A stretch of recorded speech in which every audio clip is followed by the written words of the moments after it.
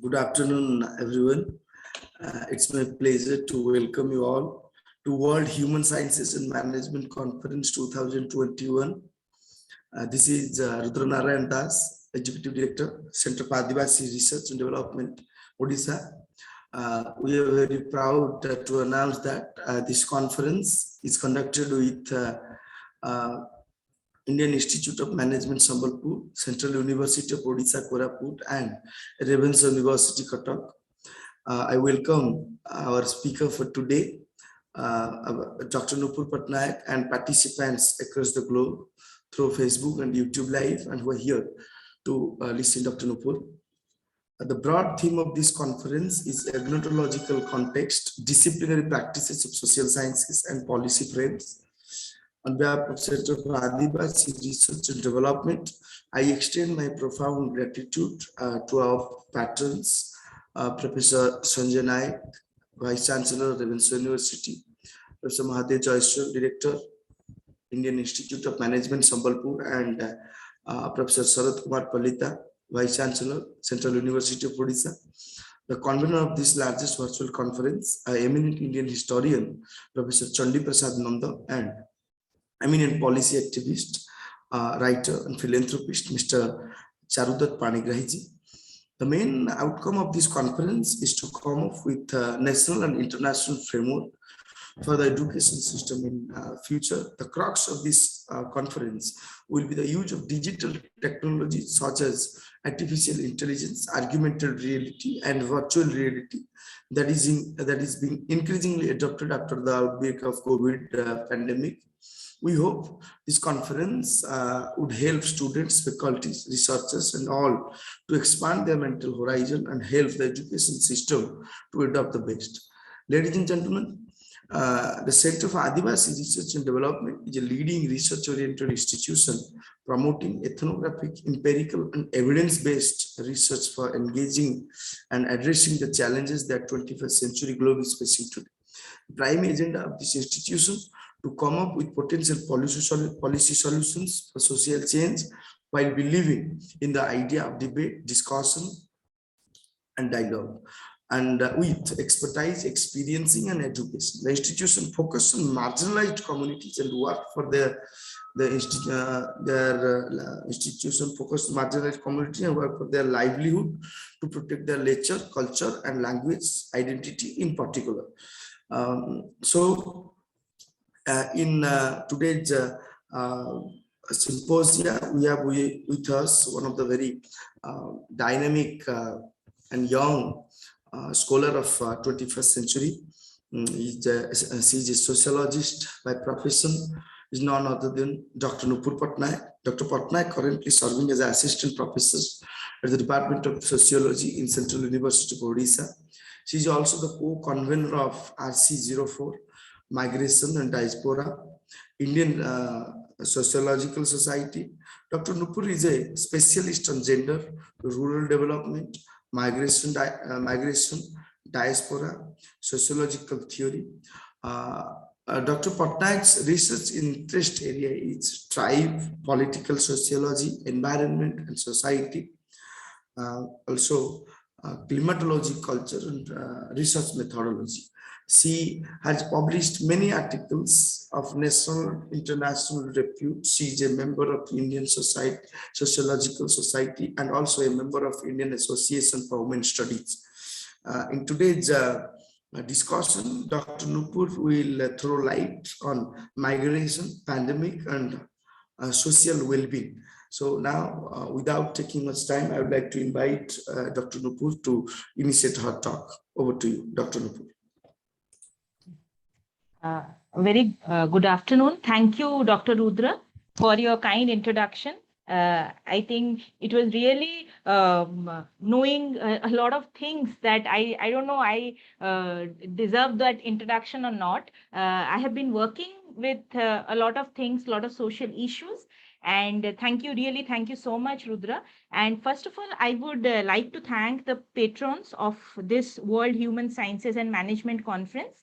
I would like to thank the conveners, and I would especially thank the director of CARD, Center for Adivasi Research and Development Studies, Odisha, Dr. Bikram Kesari Jena, for giving me this opportunity and thinking me that I would also share the screen with other eminent people who have come here, I think from all over the world as well as from India.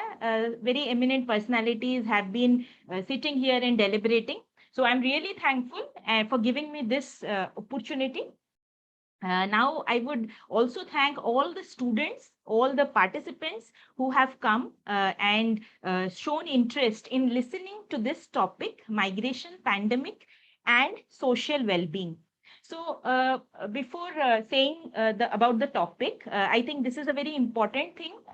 Like those students who are from sociology background, those who have joined over here, and they would find it very useful because this is a unit within their urban sociology, and migration is a issue with everybody, and it is a topic that goes on with the time, and everybody has a part or parcel with this particular topic. They are quite well known with this topic because it forms an integral part of their life. That is the reason I say that migration is important for everybody, and migration is an element in our lives. And without migration, we have not been able to live our lives because it's a basic unit or a basic necessity for all of us. So why we are talking about migration is that migration has been a key issue. Migration has hold the spotlight since the pandemic. But before the pandemic, we have always been moving. But in this pandemic, this particular topic got more of a spotlight. It got more of a people came across and know that what is migration, how did migration affected, and how migration is an essential element of everybody's lives. So I would make this discussion into four different parts: that what is migration all about for the basic beginners, what is how does migration took a new shape during the pandemic, and what are the social well-being measures, because social well-being is a very different topic and it's a very new topic, because I would like to say it more about it. And lastly, I would say about the migration and the new normal, and how we can expect migration in the new normal. So first of all, I would discuss, because migration and pandemic and social well-being, as pandemic was not there, my topic, my research topic during my PhD was on migration. During my MPhil, during my PhD, it was on migration, and during my master's also, I had done a lot of works on migration. So migration was a very important field of study, as I found it was not taken into shape in different times, different aspects. So I thought I would make a work on migration. So it was my interest. So all the students who are also who will go for PhD, always remember what is the interest in you, what thing that you want to choose that will help you in taking a topic. So it is very important that what is your own interest. So my interest was on migration. So from the very beginning of time, I had written a lot of papers as well as a lot of work I have done on migration. I have taken a lot of case studies, and I have taken a lot of interviews from people who were migrants, who were moving from different place to place. It was not something I have chosen right now, but it had a long past of 10 to 12 years where I have been working on migration. So as I will say you, my experience with migration, when I chose a topic on migration and social well-being, that was not, most probably, it was not accepted by, some of the people that, yeah, social well-being, what is social well-being and how would it affect migration? So it was a very new topic. So I thought that let me try with this, because migration works I was doing, but I thought I would introduce a new thing to it, that is social well-being. So when I introduced this topic, social well-being, people had a question, what is social well-being? Because see, when we talk about social well-being, we had different aspects to social well-being, where we measure the statistical analysis, or where we do the statistics in applying the social well-being. But this is purely a sociological thing. And here, there are many parameters to to measure the social well-being. So my study was based on a particular industrial estate, and there I did my study. There were a few workers, men, women, both. As I am gender neutral, men, women, transgender, different types of genders were there. And from there, how we try to take out their life, their plight, and what are the different kinds of laws they were having, and how the social well-being was affected. How far, the social well-being measure was affected. When we say social well-being, well-being means you are in a good way, you are quite fine. But what are the things that affect your fineness, your goodness, or your way of, condition, your maybe your physical, mental, everything, your social condition. So well-being denotes to the fact that how far you are happy with your life. See, the things that I am happy with, the other people are not happy with those things. So how far you are happy with the things that you have been facing or encountering. So the same way I had to go to some of the workers in a particular industrial hub, and from there I did a study, and from there I came across that there were some people who were not getting many of the things, and that how that was affecting them. That was a kind of affecting their growth, their natural process, and that was also becoming a maldevelopment for them, and they were not developing in that particular way. Though everything was available, but still there were some aspects to social well-being that was not available to them, and they were facing some kind of problem. So this is how I calculated their social well-being by taking different parameters, and how migration became a natural process, and migration is an important element for their social well-being. So that was my calculation and my deduction, which I did during my PhD work. And now also I am working with the migration thing, and a lot of works with the migration. So first of all, I think I would like to share the screen. So just, I'm asking everyone, can you see the screen? Not yet, ma'am. Yeah, ma'am. Okay, Yes, okay. please. Yeah. See, when we are saying about this particular notion of migration, pandemic, and social well-being, these three things. So when we say migration means where do you stand, where you go, where you live, where you move, everything forms a process of migration. Migration is an important element for human progress and development. See, just try to understand, migration was always introduced for your progress only. But how far the implications, the impact was there, that is another thing. Because sometimes we see people are pushed towards a particular place or pulled towards a particular place, and how we come across this particular notion or this particular thing on migration process. So, what happens here is that migration became a very important element, as we all know that migration means it is a temporary or a permanent movement of the people, where we move from one place to another place in search of various opportunities. That opportunities may be many, may be numerous. There are several opportunities that we move for, we go for. So, usually what happens, there was a push factor as well as pull factors, that everybody knows it, that how migration occurs. Pull means what are the attractive features, and push means that pushes you to that particular area because you find that this area offers more of the thing, and I could just get all those things by that. So this is how our push and pull factors are located. Like for example, we can say, um,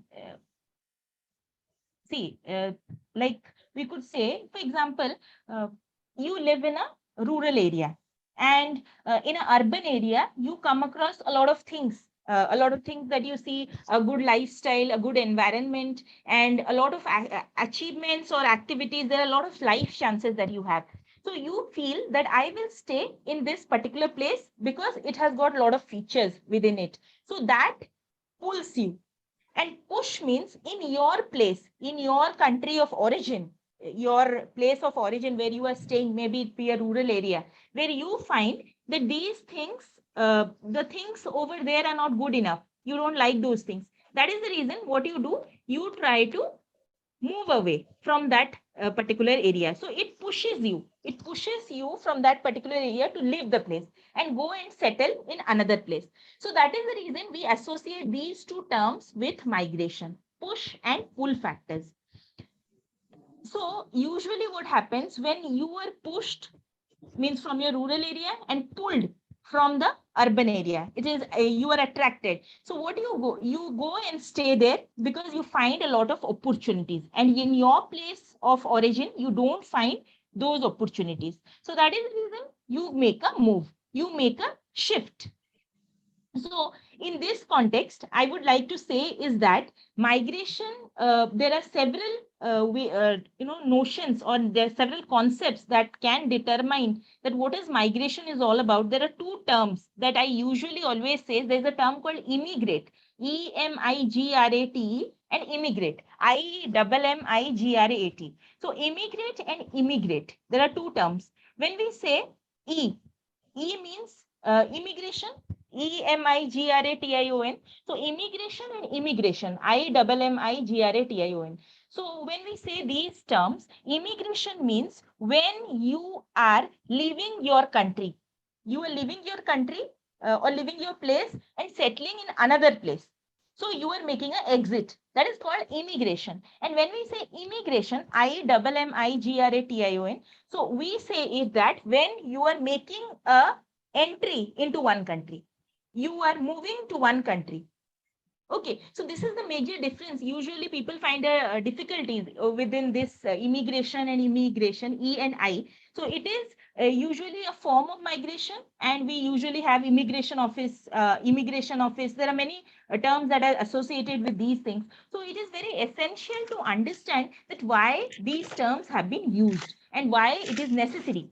Because if we see the sociological relevance of migration, or we see every sociology includes everything, and not only for the sociology students, but all the other students who are from different backgrounds who have come and joined over here, it has a lot of implications. And when we jot down together, we make it sociological in nature. So in this particular presentation, or this particular talk that we are going to discuss about migration and how is it so important for all of us, because as you know that migration has been an important process in the development of our society as well as development of our entire world. So migration is an important process. Since the earliest times, we have been observing the process of migration. People move always in search of work, employment opportunities, and this process of migration is very old. When we go back and see the African context, from the African context, when we come across a lot of African origin, we find there how migration has taken place. Usually people make a move from the very we can say the African across Eurasia. About 1.75 million years ago migration took place, and today with the span of time, you might have heard about Christopher Columbus, who discovered and how he moved from one place to another. The same way people have been moving. If you see the Indian this International Organization of Migration, World Migration Reports 2020, since 2019, the number of international migrants was estimated to almost 272 million globally and 51 million more than in 2010.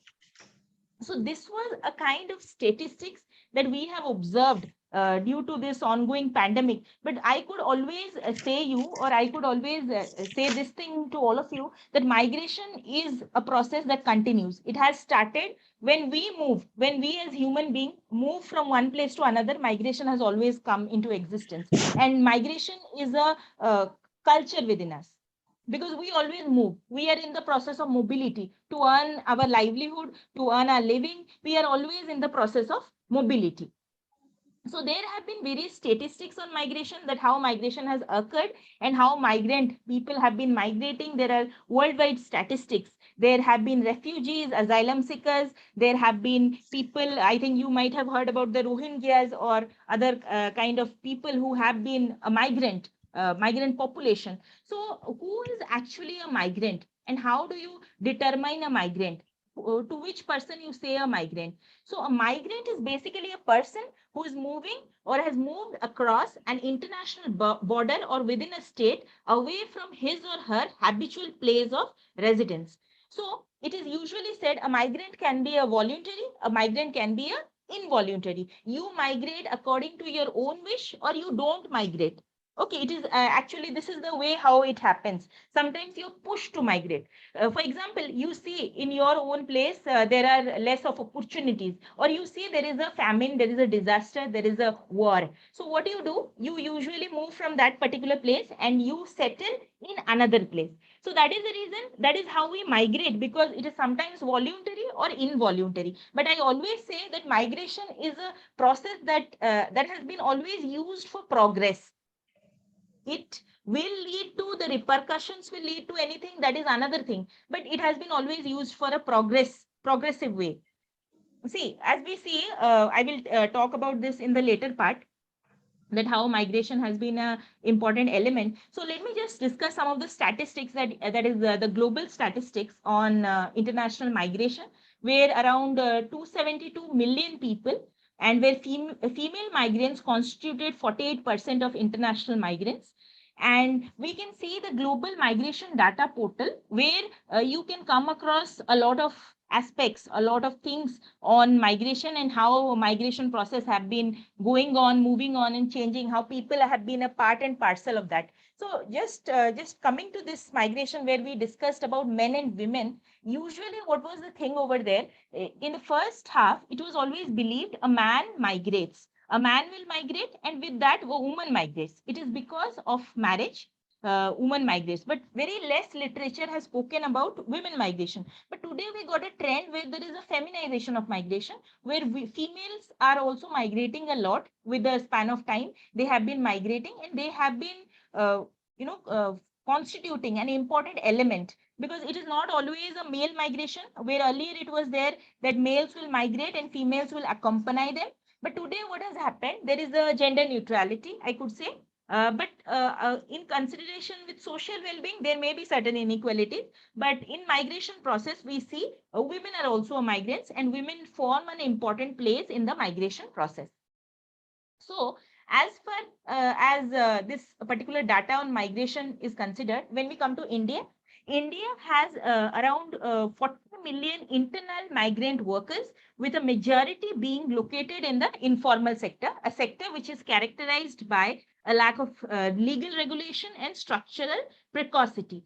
So, when we talk about Indian society, because globally we have been talking about a lot of migration process, movement process, mobility process, how people move from one place to another place. But when we see the Indian context with the migration and with the migrant workers, how they have been working and they have been holding a very important place in this scenario, we see everybody, half of the population is a migrant. Everybody is a migrant, because we usually, we usually go to a particular place in search of livelihood, in search of occupation, in search of, many ways. We go for interstate migration, intrastate migration, international migration. We go within the state. We go, from state to state. We go from, globally, country to country. So this is how, migration, or we can go district to district within a particular state. You may make a move that is particular the interstate migration. So usually these are the forms of migration that occurs, and Indian society is very known for its migration process, or migration has been a key element in our development and progress, in poverty alleviation, in controlling unemployment. Migration has been a key factor, and if you analyze it from different perspective, you can understand that migration has got a social relevance. Usually migration is talked about in geography, in many other studies, population studies, but I say it is highly sociological, because it has got a very sociological relevance. So I think all of you know about 18 December, that went this month only, because 18 December we had International Migrants Day. For the migrants, there has been always a day celebrated that I think all of you should remember, and why it is relevant. So on this day in the year 1990, the Assembly has adopted the International Convention of the Protection of the Rights of All Migrant Workers and Members of the Family. And with this act was proclaimed on 18 December, and it was accepted at International Migrants Day. So this day became more relevant with the pandemic for all the people who are not doing research on migration, or who are not aware about this concept. But this thing became very much prominent with the pandemic, because the pandemic has brought to the spotlight or the limelight a lot of things, a lot of problems, a lot of narratives that you all have encountered. So migration and the pandemic. So let me just say you, all of you, that pandemic has been a very, you could say the pandemic, sociology of pandemic, or the social construction of fear within the pandemic was very much relevant. How the pandemic came all of a sudden, there was lockdown, and how far people were stranded on the streets, over the streets they have been staying, and how far they usually faced a lot of issues within that. So migration became a very important element during the pandemic, because people were in a move. They wanted to move from one place to another place because they were stranded. Lockdown was there. Everything was closed. No work. Nothing was there. So people had to come back.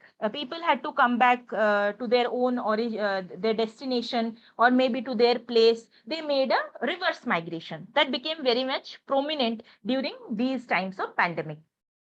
So what was the problem with them was that there was a lot of vulnerability. Many of them faced a lot of problems. There was a lot of issues that came across. There were many undocumented migrants also. There were a kind of migrants who were not noticed, or who were not taken into account. As I talked in my previous slide about the informal migrants, or the informalization of work, some of the migrants are not recognized. I don't say migration is only for people who are working in the construction sites, but migrants are many. Migrant may be the domestic worker, the domestic maid who works at your home, or the domestic or the people who work in some of the vendors, or maybe someone who has come for a small job to a particular place, or official job. So they can also be a migrant. So migrant may be anybody. Migrant, the classification of migrants are numerous, and how far the migrants form an important place in our society, and how they come to earn their livelihood, because livelihood is a major issue, and migration has alleviated poverty or livelihood issues. But this pandemic has been a major breakdown for all these workers who have been staying, who have been stranded on the streets, who had a lot of problems to face, because when they came to the particular area, when buses were closed, because I had my own experience that I'm sharing with you, all of you, because while I was staying at Koraput at that time, because there was a lockdown. And what I came across, there were some families, there were some tribal families, and their children, because migration is not limited to only some identities, but it is moving towards the race, tribe, and many other identities, including gender and religious identities. So when I came across with one of the worker, this is one of my case studies that I have taken, that a person's family, they didn't have food to eat, because uh, the person who is working, the breadwinner of the family in their house, was out. He had gone to work outside, and they never had food to eat, because there was no remittances, there was no thing sent to them, because there was the work was stopped, there was no work, lockdown, and they had this problem. They said that how would my family members return back, so that I could we could start something over here. So migration was, try to understand what I am trying to say here, all of you, if you are listening. Am I clearly audible to all of you? Yes, ma'am. Yes, ma'am. Yes, ma'am. Okay. So usually what happens, this person, this particular notion of migration, or what we are talking here, is migration is only for this money. People move because they have a good, good occupation, good professional way of life. They could live over there. And besides that, they could also find other amenities, other social better amenities.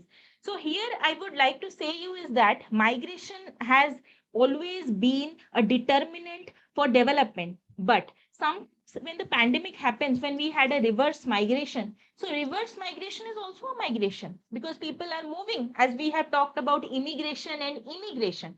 So reverse migration is also migration, and they have moved and they have come back in the process in the particular forum of migration because they feel that this will empower them, this will give them a livelihood when they come back. So within this pandemic times, they had a huge problems to face, a huge kind of problems. Like I think all of you might have read in the newspapers, because the newspapers was, or the media channels, people had cycled to reach back to their home, and some of them, even the issue of women were also they were facing a lot of trouble from harassment, or a kind of they were exploited. And also another thing was that many migrant laborers had died because they had a fear, social construction of fear because of the pandemic. They have died on the railway tracks. And also there was also news, there was a pregnant woman who gave birth on the streets. That was also a kind of news that came into existence. So there were several narratives that was encountered during the time. And migrant doesn't mean only a man or a woman. With the man and the woman, the children are also there. The old age people are also there. Everybody had to go back. Everybody, they are together. That's a social group, migrant or the migrator who is migrating. So what happened during these times? The migrant worker basically had their children. Children had to study in the schools. There were also many case studies that I have done where some of the students of the some of the children of those migrant laborers never had this mobile phone to access online classes. They were in a search of depression, and there was also some of the migrant laborers children who were given in child marriage. So during the pandemic, there was a lot of troubles that was faced by these migrant workers. Not only them itself, man and woman, but their children, their aged population who were living over there. So pandemic has been a huge kind of disturbances for them, because this is a pandemic is also like a war.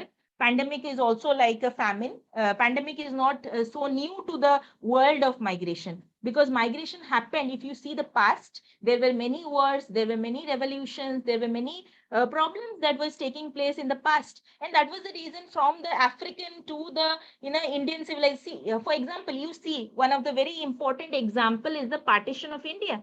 Partition of India is also a migratory process, a movement during the this revolution of many revolution. That was also a process of migration. So try to understand that what is this process of migration and how pandemic is affected. Pandemic is just a global catastrophe, or a kind of problem that our society has encountered, not only today but in the past also. We have encountered a lot of war, a lot of famine, a lot of droughts, a lot of things like this pandemic. So this particular problem of migration is not limited, but it is very vast, not only today, but also every time. Not only this pandemic has given a huge blow to this process of migration, but it was always there. So pandemic also involved migration. Reverse migration is also migration. So migration always continues, migration always lives, and migration is a part and parcel of our lives. And migration, if we read anything, any development of any subject, any discipline, everything involved the process of migration. So migration became a very important element. So with migration, there is a word called diaspora. So as we know that as human beings move, in place of mobility is always there. Diaspora means with the span of globalization, with the span of international migration, there is a population who are, for example, in India, Indian who are settled down in abroad, Indians who are there in America, Europe, or many other parts of the countries where they are located. So we don't have one Indian or two Indian, but there are a group of Indians. So internationally, what happens when they live there, when they settle over there, they create their own community. For example, I went to America, and over there I came across that within America, I find there are some Indians 4 or 5 Indians, and we are celebrating the festival of Rath Yatra, or we are celebrating the festival of Diwali. So within the thing, we make a group. We make a group, and within that, we celebrate our festival. So in this way, we constitute a diasporic community that is across the globe, where migration is linked to diaspora. Diaspora means where many number of population who are usually the transnational communities who play a very important role and who settle and make their living over there. And usually diaspora holds a very important place. Even in the pandemic also, the diasporic population was affected, because they also had their own track or own way of life, where they were also facing from country to country context, where they had to move and how they had to face the problem. So migration is not limited to few aspects like movement, but it has its effect everywhere. Everywhere it has its effect, from creating a diasporic communities to taking place in many of the aspects, maybe the economic aspects of life, in the way you live your life, in your dressing sense, in your eating behavior. Because last week I came across a person who made migration as a culinary means it's a kind of food practice, how migration can be used for food, for eating habits. Because see, when we come to know about different categories of food, and because we migrate from one country to another country, and this acts as a culinary, this acts as a process where we can have sense of different types of food from different across the world. So this is all about how things have been changing, or due to the paucity of time, because I had to make it over by 2:45. So that is the reason I just want to make you aware about the things very little way, but there are more to say. So migration and gender, as we have talked about how it is an important element in our lives. So migration constitutes the diaspora. Migration is an important element, not only in men, women, and the transgender communities, but it is also in the tribal, caste, race, ethnic, and different communities. It has spread its tentacles everywhere. It is not limited only to one particular place, but it is limited everywhere, or it is not confined. It is spread everywhere. So social well-being, just let us come to the third aspect, that is social well-being.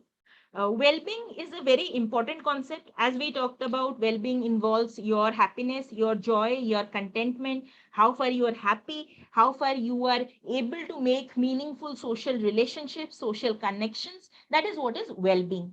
So well-being is a very important thing, because well-being has been originated since the past, but many of them have not gone to the concept of well-being. If you also see it, very less work have been made on well-being. But well-being was first of all introduced with Amartya Sen's concept in the year 1999, where he introduced about the capability approach. And with the capability approach, he tried to trace out the objective and the subjective perceptions of well-being.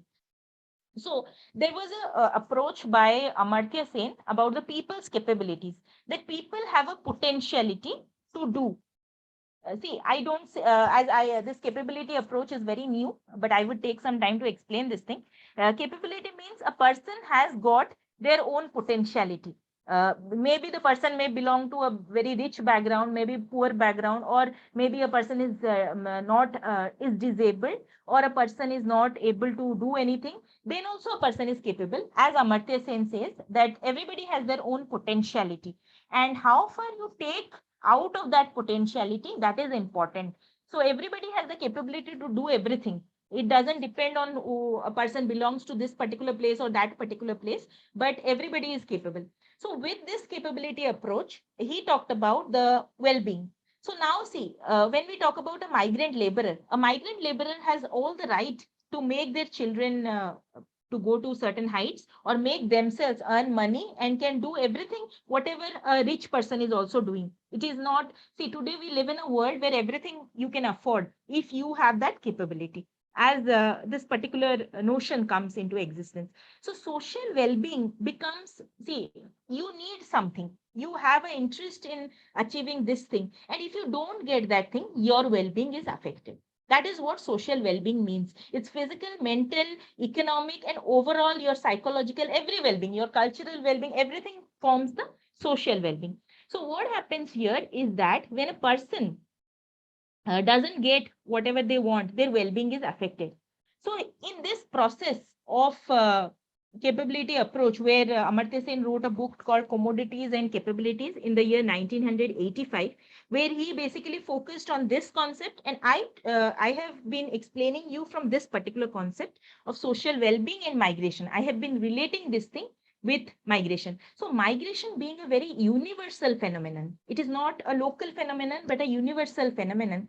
Well-being of people are affected, maybe men, maybe women, but in which context? Maybe in a particular work sphere. Suppose, for example, a domestic maid, a domestic servant, or a domestic worker. Somebody works in someone's house. And during the pandemic, it was very much witnessed that a domestic worker was not allowed to the apartment because of the xenophobia, because they were fearing that this might contain, because they live in a very not a area where we belong to. So that is the reason they might contain the virus, or they may also having this virus tendency. So that was the reason they were kind of isolated from the stream. So don't you think that that also affects the social well-being process? So there are major aspects that was affecting their social well-being process. So that doesn't mean only because of social isolation, but there are many factors which can come here that affects a person's social well-being. For example, psychologically you are not well, or psychologically your mental health is affected. Somebody says you something, somebody you are not getting enough of food, clothing, shelter, or you are in a road stranded in a very bad condition, then also your social well-being is affected. So well-being is a kind of aspect that is a very important thing. Like usually we have many index in our society: happiness index, poverty index, many kinds of emotional index, many indexes are there. So that somehow determines the well-being of people. How many people are happy here? How many people are not happy here? So this is how the well-being is framed, or well-being of the individual is framed. So migration has always contributed for the well-being of the individuals. So next, I would discuss on the laws on migration. There are certain laws that we could talk about. Like, for example, if you see the United Nations Declaration, the charts, you could come across, there were various laws on migration. Many rights, or this refugee law, transnational criminal law, humanitarian law. There was also the Charter on Rights. You can come across over there. You will be coming across about the Minimum Wages Act, the Payment of Wages Act, the Maternity Benefit Act, and there are several acts like Industrial Code. There are numerous things.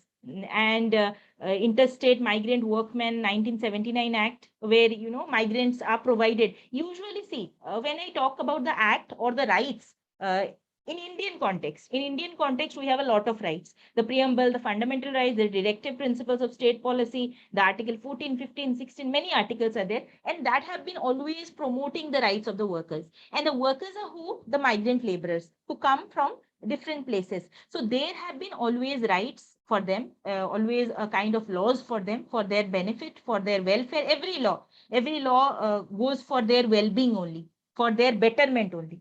That is how laws have been framed. But with the pandemic, I think all of you have known that the Epidemic Disease Act 1897 and the Disaster Management Act 2005, that was framed during this global pandemic, and how they were a kind of empowering these migrants. And there was also the Atmanirbhar Bharat scheme for the migrants. And there were several migrant acts that were there. That was a kind of empowering mechanism for the migrant men, women, children, old age population, everybody. But the key thing over here is that I would like to say you, because migration and the pandemic, migration has brought about a lot of development in our society, and pandemic has somehow created a kind of reverse migration in our society. People have been migrating in a way when they have reached their country, and then they have to migrate to their origin place.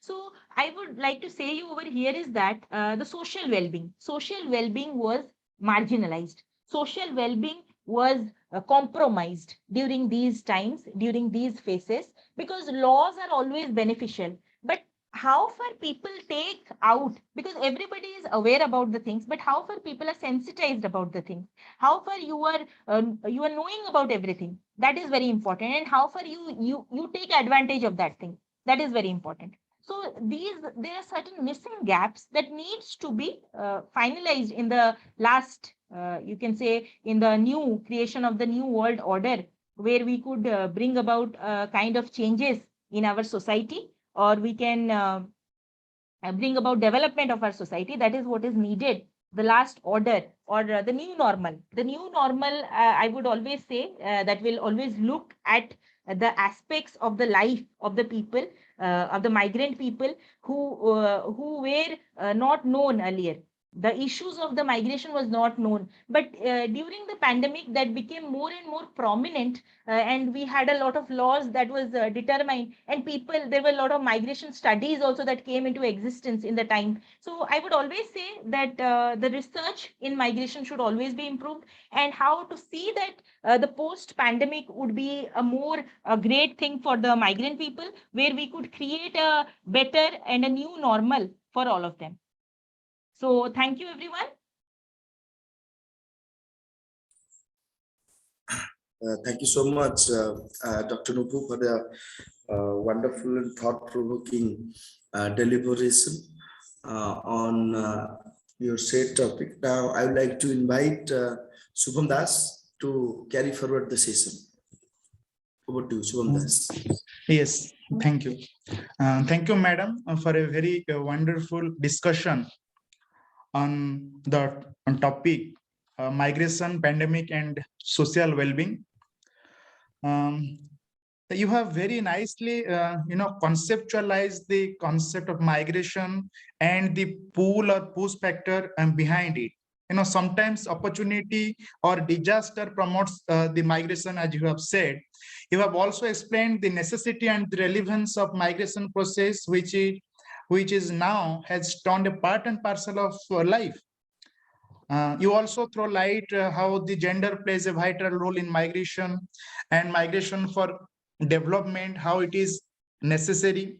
And you have also explained that migration and diaspora and migration and its relation to gender, and how Amartya Sen's idea, the capability has freedom, is related to or linked to migration and social well-being as well. But I have some observation on it, that in Odisha, if we see the mostly or the most the migration takes place from the KBK areas, per se the Kalahandi, Balangir, and Koraput, as bonded labor. Is it just as a necessity, or it's good that I think it's good that if people of Odisha migrate from their native state to other state for some reputed jobs on the basis of their talent or caliberity or what you say. But what about your opinion on the distressed migration, and what is its social relevance today? Because if you see that in Odisha, we have Bonded Labor Abolition Act in 1976, but yet we have not able to carved out fully. We can see most often time that the bonded laborers hand are chopped off when they're asking for their wages. How you look at it? Yeah. Thank you, Dr. Subham, for your question and your remarks also. So you have been asking about how the bonded laborers, how do I see them? Yes. How do I see them? Because they move from different places in search of employment opportunities, and in search of, and basically the pandemic has somehow sabotaged their lives and conditions. That thing, I think, Dr. Subham, you want to ask me this thing? Yes. Yeah. See, what I would like to say over here is that what I see here is that migration, bonded labor, see, when we see these laborers, when they are moving from one place to another place, they are migrating. They are migrating. But what are the problems they encounter over there? It is, it is a kind of plights or the conditions that they are facing over there that is affecting their social well-being. That is definitely affecting their social well-being, and definitely there needs to be certain things to be done for them. That is very much essential. As you have said, the abolition of Labor Act and all different types of acts, because we have a lot of acts for the welfare. And those acts are a kind of rights to give them justice, to give them a sense of empowerment over there. But what is the problem here is that how far they are taking advantage of those things, and how far there is a kind of awareness about those things over there. Are they aware that this, when I went over industrial hub where I made a study, there I came across many of them do not know that we have this medical benefits. We have this, we have to get this particular amount of money. Some of the population don't even know it. Some of them are not aware about that. So when they are not aware about that, even if the laws and policies are implemented, how far they will take advantage of that? And the pandemic has become very different for them, or you could say it's very disturbing for them, because prices have been rising. Everything has been, today, if you see the new normal, today, when we go to the market, everything has risen up. And usually, if you see in the rural areas, like there, the people are more and more, people will say them that, you give this is very high amount, or they will be kind of luring them in kind of the high prices. So I would always say that this is a problem, but there should be sensitization among the people that this is right for them. Even as a woman, I will always know that, these are the rights for me, and how would I use those rights? So that is very important. So thank you so much, Dr. Subham. I think this is a great question that you have I asked. have one more question. Yes, yes. yes, you can continue. Actually, we all have witnessed that the unimaginable hardship that the migrant workers of our nation face due to the nationwide national lockdown. These migrant workers were stuck without any socio-economic and health security in the cities where they worked, unable to return from their native places. Images of economic migrants, especially, they desperately trying to return home, or working on food amidst a series of challenges, like the lack of transportation, the potential starvation and destitution, fear of COVID-19, social prejudice, and administrative antagonism, brought their vulnerability to the forefront. So though the government later intervened in the crisis and arranging some foods and transportation for the migrant workers, but it was not sufficient. So my question is, and after 110 months of since lockdown, now what has changed for the migrant workers? We don't have a credible or the reliable database for the migrant laborers workforce, and also we lack a clear-cut policy for migrant workers. Now, how do you look at this situation? And I seek your valuable suggestions accordingly for the betterment of these migrant workers.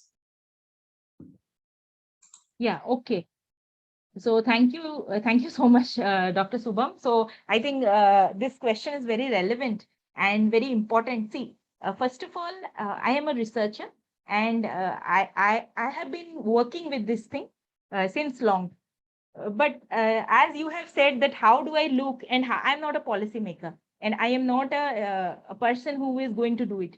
But see, when the policies are framed, or when the things are framed in our society, it is because of the plight of the society. If the plight is not good enough, so we frame the policies, or we frame for their betterment. As you see, the COVID-19 pandemic, or as you see, the COVID pandemic has surmounted all of us. Not only, as I always say, that COVID pandemic is not only, it doesn't discriminate. COVID doesn't discriminate. COVID is for everybody. It cannot discriminate also.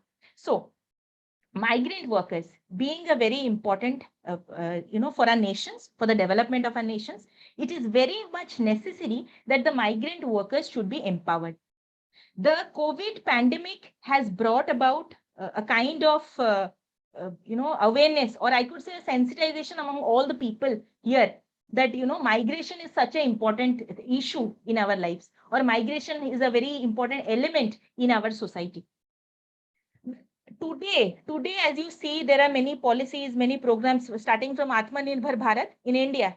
And there were supplying the food grains and supplying all those things, and also, caring for their needs. And also there was another carrying a card for their development or for giving them certain benefits. There was also a certain issues over that. And there was also, I came across in some of the places, some of the NGOs have started also creating a kind of awareness campaign among the migrant laborers, that migrant workers are also necessary. We should not create discrimination among them, or we should not create this kind of xenophobic tendency, that we should not fear the other person, that no, this thing will happen, or if I touch this particular thing will happen. There were some NGOs, some of the activists that have been working during those times. And I feel that today, when people migrate, they are more aware. They are using, they have been aware, because there's a social construction of fear. As I told you, today with the pandemic, if you open anybody's bag, you will find a sanitizer, you will find a mask, you will find all the COVID protocols, all the COVID guidelines within there. So I think today, even the migrant worker, as there is awareness, I don't say that they are following it in a very regular basis, or they have been doing it, but they are aware about the fact that they have to wear a mask, they have to keep a sanitizer. They are a kind of aware. They might not be wearing it, because in some of the places also I have observed people are not wearing masks, people are not using sanitizer. As COVID has gone away, people think that the COVID has gone because they have been vaccinated. Even I have also come across many of the migrant workers who have been vaccinated also. They are aware about the process of vaccination, and there are other half of the people who are not vaccinated at all. So what we can do is that we can create some mechanisms with the help of media, with the help of like the webinars that you have been doing. And it is a kind of awareness for all of the people over here, because they were aware about the things that is occurring, that is taking place. And I hopefully, I think so, that if we organize these kind of webinars on the issues, the pertinent issues that are taking place in time, we can also create a kind of awareness among the people, or people could be more aware about how could things be done. And as far as migrant workers are concerned, it is about the policies and programs that have been implemented from time to time, and how far there is awareness. Awareness is very important, and that has been talked by me in my previous slides, also in my talk. During this talk also I have talked about. So I think that is more important, and that is up to them and how far they create that awareness. So thank you. Over to Rudra. Dr. Subha. Thank you, ma'am. Thank you, Shubham sir. Now I would like to request to the audience side, if anyone have any questions, please ask directly to Dr. Nupur.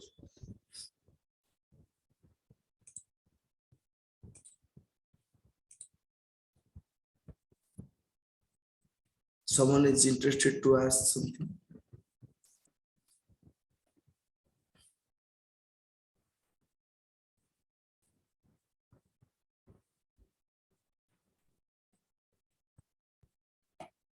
Okay, thank you. After a long conversation and discussion with Dr. Nupur Patnaik, now we have to conclude the session. It was a very fantastic session. Definitely the students, researchers, and the participants are learned so many things about the migrants and the social well-beings, and all the political approaches, sociological approaches, and economic approaches that the post-pandemic period should learn in several situations. Thank you, Dr. Nupur, for being with us, and you are a part of this conference. I would very much thank you to enlighten us with your very useful insights.